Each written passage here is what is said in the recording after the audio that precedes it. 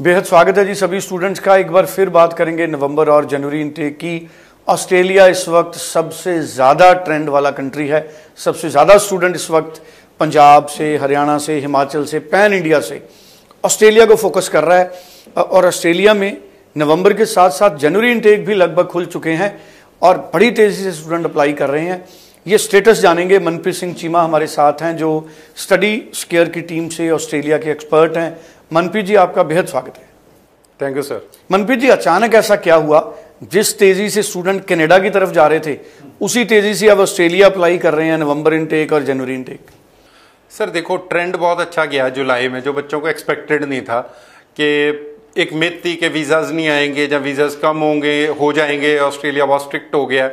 लेकिन जब रिजल्ट आया ऑस्ट्रेलिया के, ऑस्ट्रेलिया ने इतने अच्छे वीज़ाज दिए हैं। हाई कमीशन ने बहुत रेयर बच्चों को रिजेक्ट करा है, मोस्टली हर बच्चे को वीज़ा मिला है। उस ट्रेंड को देखते हुए मेरे को लगता है कि जो बच्चों का हाफ माइंडेड भी घर पे बैठ गए थे कि नहीं अब ऑस्ट्रेलिया नहीं अप्लाई करना है, उनको भी एक बूस्ट मिला कि नहीं हमारे फ्रेंड्स का वीज़ा आ गया तो हमारा भी वीज़ा आ जाएगा। तो जिसने जुलाई मिस कर दिया, everybody now wants to apply for the November intake. तो इसलिए आई थिंक नवंबर में रश एकदम से बढ़ गया। बिल्कुल, क्योंकि जुलाई में बहुत सारे स्टूडेंट कन्फ्यूज़न में थे और उनकी कन्फ्यूज़न दूर है कि जुलाई में बड़ी तेज़ी से वीज़ा मिला है, इसलिए ऑस्ट्रेलिया में अब नवंबर के लिए।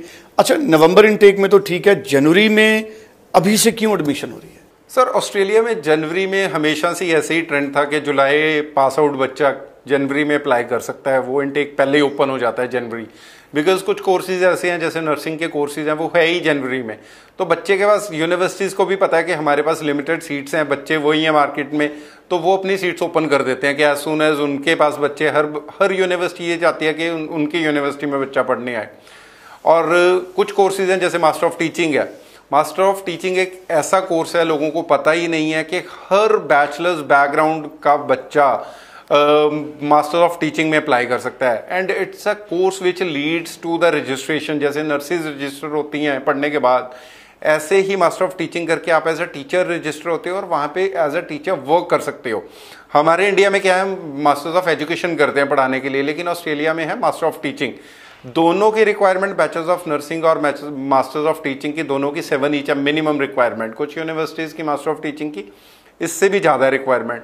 सो ये बहुत कॉम्पिटेटिव कोर्सेज हैं जिसमें जॉब ऑप्शंस बहुत अच्छी हैं, करियर ग्रोथ बहुत अच्छी है। तो हर यूनिवर्सिटी को ये है कि हमारे पास बच्चा पढ़ने आए, तो इसलिए जनवरी इनटेक ओपन हो जाता है। और बाकी सारे कोर्सेज भी जनवरी में अवेलेबल हैं, जो जर्नल कोर्सेज हैं, bachelors of commerce, accounting, financial planning, bachelors of IT, networking, cyber security, health sciences, biomedical, medical sciences, ये सारे कोर्सेज जनवरी में अवेलेबल हैं।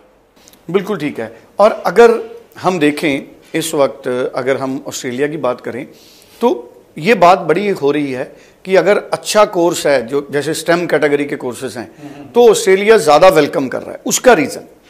सर टेक्निकल जो स्टूडेंट प्रोफाइल्स हैं, जो वहाँ पे जॉब ऑप्शंस हैं, वो ऑस्ट्रेलिया को उन लोगों की ज़रूरत है। देखो कोई भी कोर्स है, जब हम बोलते हैं, देखो बच्चे बोलते हैं सर हमारा कोर्स PR लिस्ट में है कि नहीं। एक्चुअल में कोर्सेज PR लिस्ट में नहीं होते, प्रोफेशंस होते हैं। तो कोई भी प्रोफेशन है जिसकी डिमांड है उस कंट्री में, उससे रिलेटेड कोई भी कोर्स होगा तो ऑब्वियसली उसमें वीज़ाज भी इजीली मिलेंगे और जॉब अपॉर्चुनिटीज़ भी उसमें हमेशा ही ज़्यादा होगी। तो दिस इज़ द रीज़न कि ये जो कोर्सेज है इसमें एडमिशन्स भी ज़्यादा हो रही हैं और बच्चे ज़्यादा जाना चाहते हैं इन कोर्सेज में। बिल्कुल ठीक है। और आप किस तरह के प्रोफाइल्स को मानते हैं कि वीज़ा आ जाएगा? देखो कोई भी बच्चा है जिसकी अच्छी परसेंटेज है, +2 65-70% वाला बच्चा है, अगर वो CBSE बोर्ड वाला है, पंजाब बोर्ड वाला बच्चा है, 80-85% वाला बच्चा है, रीसेंट पास आउट है, फाइनेंशियल्स रेडी हैं, उसके पेरेंट्स के पास सारी फंडिंग कंप्लीट है, तो वीज़ा, मुझे लगता है वीज़ा प्रॉब्लम नहीं है ऑस्ट्रेलिया में लेना। प्रॉब्लम यह है कि उन डॉक्यूमेंटेशन को कंप्लीट करना जिसके बेसिस पे वीज़ा मिलेगा बच्चे को।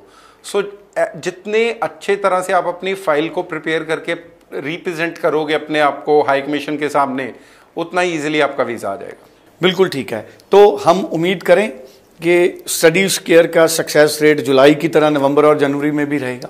बिल्कुल बिल्कुल सर, जुलाई बहुत अच्छा गया है, हमारी एक्सपेक्टेशन से भी हमारा जुलाई इनटेक अच्छा गया है। नवंबर तो बहुत अच्छा जाएगा मेरे हिसाब से, जनवरी भी अच्छा जाएगा, क्योंकि हाई कमीशन ने जिस हिसाब से वीज़ाज दिए हैं, आई थिंक हाई कमीशन ने यूनिवर्सिटीज़ के ऊपर पूरा छोड़ दिया कि अगर आप फाइनेंशियल्स प्रॉपर चेक कर रहे हो अगर आप इतने रिस्पॉन्सिबिलिटी के साथ हर डॉक्यूमेंटेशन को चेक कर रहे हो बच्चे की, तो हमें कोई प्रॉब्लम नहीं है वीज़ा देने में। बिकॉज ऑटो ग्रांट वीज़ाज तभी आते हैं कि हाई कमीशन अगर ट्रस्ट कर रहा है यूनिवर्सिटीज़ पे, नहीं तो कभी भी ऑटो ग्रांट वीज़ाज नहीं आते। चलिए, थैंक यू सो मच। मुझे पता लगा स्टडीज केयर के ऑटो ग्रांट वीज़ा बहुत ज़्यादा आए हैं, इसका कारण क्या है मुझे नहीं पता। कारण सर यही है कि हम बच्चों की प्रोफाइल को और फाइल को बहुत अच्छे से यूनिवर्सिटी में और हाई कमीशन में प्रेजेंट कर रहे हैं। हम किसी भी केस को लाइटली नहीं लेते। हमारे लिए हर केस उतना ही इम्पॉर्टेंट है कि हर बच्चे का फ्यूचर है। हर बच्चा एक उम्मीद के साथ आपके ऑफिस में आता है कि मेरा वीज़ा आएगा, तो हम अपनी तरफ से 100% एफर्ट लगाते हैं। चलिए, thank you so much. Manpreet Singh Cheema हमारे साथ थे, स्टडीज केयर के एक्सपर्ट हैं। ऑस्ट्रेलिया को बहुत ज़्यादा वक्त से मनप्रीत जी खुद देखते हैं और इनका सक्सेस रेट बहुत ज़्यादा है। आप स्क्रीन पे दिए गए नंबर पे बात कर सकते हैं। इंडिया के किसी भी हिस्से से आप स्टडीज केयर की टीम से बात कर सकते हैं, ऑनलाइन काउंसलिंग ले सकते हैं, ऑनलाइन फाइल लॉन्च कर सकते हैं और आप पर्सनली ऑफिसेज में विजिट कर सकते हैं। देश के कई हिस्सों में स्टडीज केयर के ऑफिस हैं।